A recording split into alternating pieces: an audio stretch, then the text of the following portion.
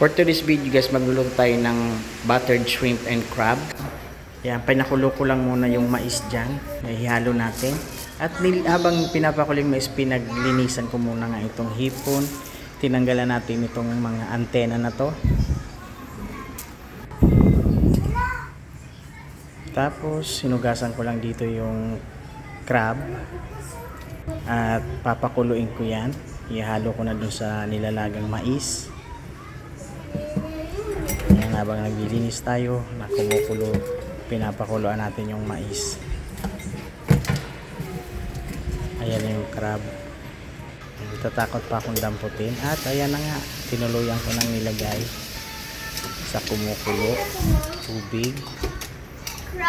Hindi ko masyadong ma-video kasi one hand lang tayo dyan. Ayan na guys. So,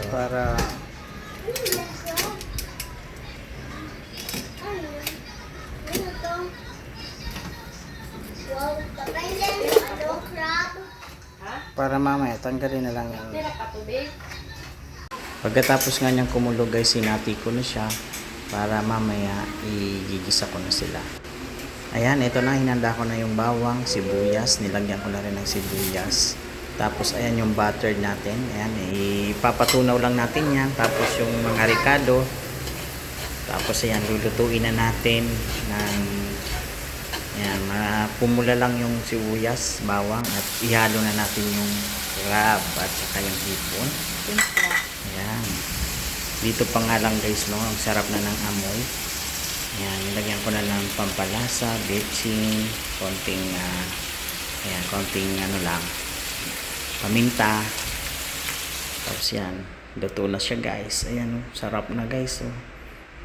Mapapakanin ka talaga ng masarap na, ayan, lalo na mahal ang bigas, mapapasarap ka pa sa kain mo. Ayan oh.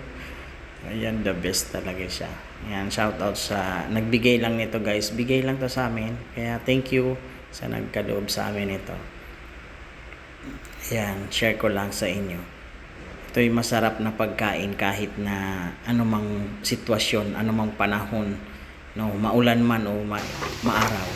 Hindi si Papa kanina. Eto na nga guys, oh, talagang napakamaya ko. Hindi ko ako basta-basta nagkakamay sa mga pagkain. Ayan yung hipon, hindi ko talaga kinakain yan.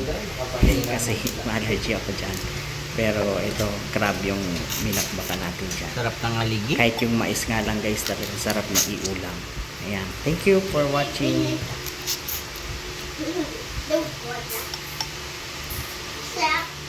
Kasama mo pa nito. Sarap. Mm.